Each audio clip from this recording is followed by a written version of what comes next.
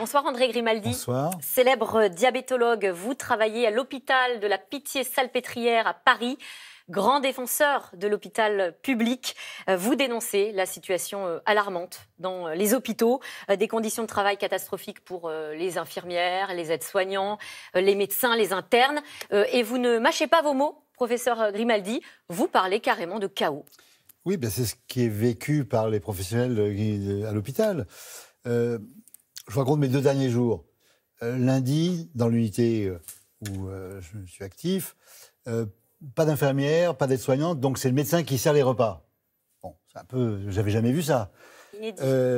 Hier, je faisais la visite, il n'y avait pas d'infirmière, mais on a téléphoné à une infirmière qui avait quitté la veille à 11h du soir pour lui dire de venir. Donc elle est arrivée à 11h du matin et encore souriante pour dépanner. Donc chaque jour est un autre jour, rien ne peut être programmé, on ne sait pas quelle sera la stabilité des équipes. Il y a une désorganisation. Donc il y a un côté chaotique.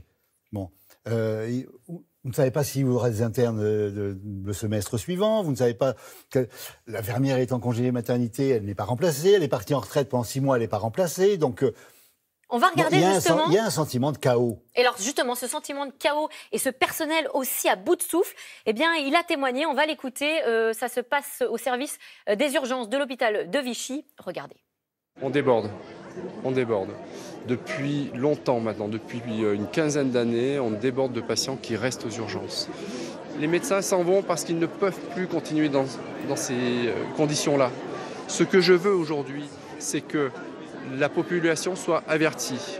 On continuera de les accueillir parce que c'est notre mission première, mais l'après-urgence, je ne peux plus l'assurer. Est-ce qu'il y a un risque, professeur Grimaldi, pour les malades? Est-ce qu'il y a des conséquences concrètes quand les hôpitaux sont comme ça sous pression? Évidemment, c'est-à-dire qu'il ne faut pas non plus affoler tout le monde. Il y a des filières où les choses fonctionnent. Les greffes d'organes, bon, ça fonctionne. Ça fonctionne. Là, vous avez un infarctus du myocarde, un accident vasculaire cérébral, c'est dans la filière, la bonne filière, ça fonctionne. Ça dysfonctionne si vous n'êtes pas dans la bonne filière. Si vous avez été mis dans un service qui n'est pas là où vous devriez aller, il faut... Ça veut dire quoi, les dysfonctionnements? Des erreurs, typiquement. Dans les erreurs, vous arrivez aux urgences, où la personne âgée ne sait pas tous les médicaments qu'elle prend, il y a des erreurs dans les médicaments, et tout ça peut donner des incidents. Moi, je vois les comptes rendus de sortie. Un malade me dit... vous prenez telle insuline? Ah non, j'ai jamais eu cette insuline-là. Mais pourtant, c'est ce qui est marqué. Ah oui, mais ça, c'est une erreur. Un autre me dit, j'ai eu une fulguration cardiaque pour un trouble du rythme cardiaque. Je dis, mais vous avez eu une fulguration, c'est marqué dans le compte-rendu. Mais non, pas du tout. On l'a annulé.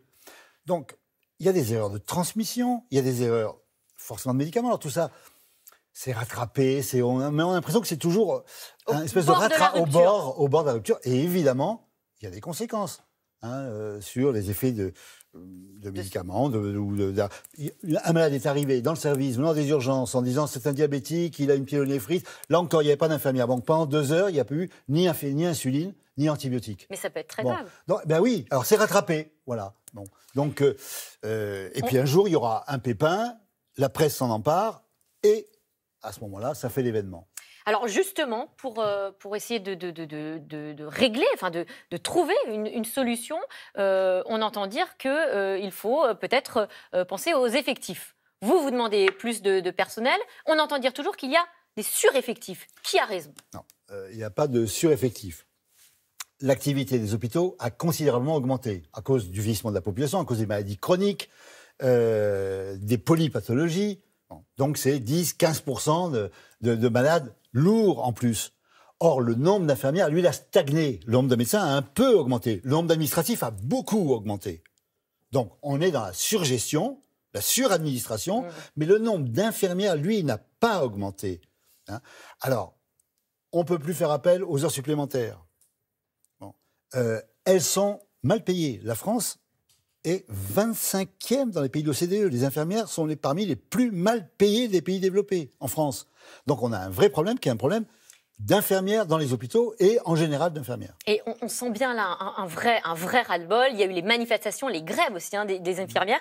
Est-ce qu'on peut imaginer que les hôpitaux ou que les brancardiers, les infirmières, ces mouvements-là rejoignent le mouvement des Gilets jaunes dont on parle beaucoup en ce moment? On peut tout imaginer, mais sûrement il y a des infirmières ou des aides-soignantes ou des agents hospitaliers qui y sont. Mais ce qui me frappe, c'est une espèce de chaos. Les gens sont là. pense à des solutions individuelles. Hein, vous imaginez, vous êtes à 1 heure et demie de transport, vous avez les enfants à la crèche. Bon, il n'y a pas un climat à la mobilisation, il y a un climat à la fuite. On parle des Gilets jaunes qui dénoncent entre autres les inégalités des territoires. Ouais. Et pour le coup, c'est illustré et visible dans le milieu médical à travers les déserts médicaux. Ouais. Ces fameux déserts médicaux, ce sont ces zones qui manquent cruellement de médecins quand d'autres sont plutôt très chargés ou surchargés de médecins. On va le voir sur cette carte qu'on voit à l'écran. En rouge et rose, en gros, c'est là où les effectifs de médecins ont fortement augmenté. En rouge, ont fortement baissé, pardon. En rouge, entre 15 et 20% de médecins en moins dans la Creuse, dans Lyon, etc.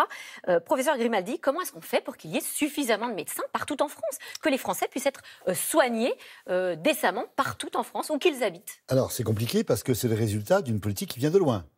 Hein, on a mis une sélection pour former des médecins jusqu'au début des années 2000 qui était complètement drastique. On disait on a trop de médecins, il y a une pléthore. Hein, la Sécurité sociale a financé des médecins pour qu'ils partent en retraite anticipée jusqu'en des années 2000, au début des années 2000. Alors aujourd'hui, normalement, c'est fini ça. Alors, heureusement. Il y a un plan Ma Santé 2022 qui propose la fin de ce qu'on appelle le numerus clausus, donc c'est l'examen à la fin de la première année. Alors, on a depuis quelques années réaugmenté le nombre de médecins.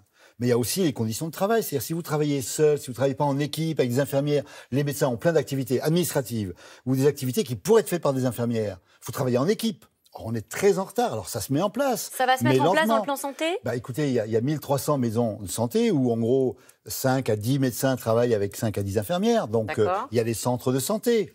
Mais ça reste très minoritaire. C'est 15% des médecins. Donc ça, il faut accélérer la cadence là-dessus. Bien sûr, il faut accélérer. Or, ça accélère, mais doucement. Alors, en attendant, qu'est-ce qu'on peut faire ? Vous, je crois que vous avez une proposition un peu iconoclaste qui serait de proposer à des médecins, des jeunes médecins fraîchement diplômés, mais peut-être un peu moins bien notés que la moyenne, d'être repêchés, en échange de quoi ils donneraient un petit peu de leur temps pendant quelques années pour aller dans les déserts médicaux. Il faut faire attention. En gros, l'idée générale qui prévaut est on ne peut pas obliger des gens qui ont fait 10 ans d'études, d'aller dans ce qu'on appelle un désert médical, qui est en fait pas seulement un désert médical, mais qui est un désert de service public, et leur dire, vous y allez alors que vous êtes mariés, vous avez des enfants, il n'y a pas de travail pour votre femme, ça ne fait rien, vous allez là. Donc, c'est un peu compliqué. Qu'est-ce que vous proposez ? Donc, l'idée générale, c'est il faut qu'ils aient un avantage à y aller. L'avantage peut être financier, l'avantage peut être des conditions de travail, des liens avec les hôpitaux de proximité, qu'ils aient le sentiment de faire de la médecine moderne. Pas de la médecine de guerre. Bon, hein. Et puis, c'est une vocation, la médecine, pour beaucoup. Or, avec ce numerus clausus, on a brisé les étudiants. Hein, c'est un coup près. Du coup, ça, le numerus clausus va être abandonné. Oui, il va être abandonné, mais il va être remplacé quand même. Hein. Donc, dire, vous voulez être médecin, vous avez plus de 10 de moyenne. Eh bien que vous n'ayez pas... Est-ce que le quota, la note 14 pour être rentré dans l'étude de médecine, est-ce que vous acceptez, en échange d'un service public de 3 ans, par exemple, dans une désert médical, comme vous avez vu, c'est très grand, que vous choisirez, de faire un engagement de service public. Il ne faut pas dire, parce que le danger, c'est de dire, on nous envoie les mauvais. Non, c'est pas vrai. Un dernier mot, professeur Grimaldi, sur Agnès Buzyn, la ministre de la Santé, qui montre quand même un vrai souci pour un accompagnement justement plus efficace des hôpitaux. Elle vient d'annoncer le dégel de 415 millions d'euros de crédits qui seraient reversés aux hôpitaux. Ça, c'est un bon signal ?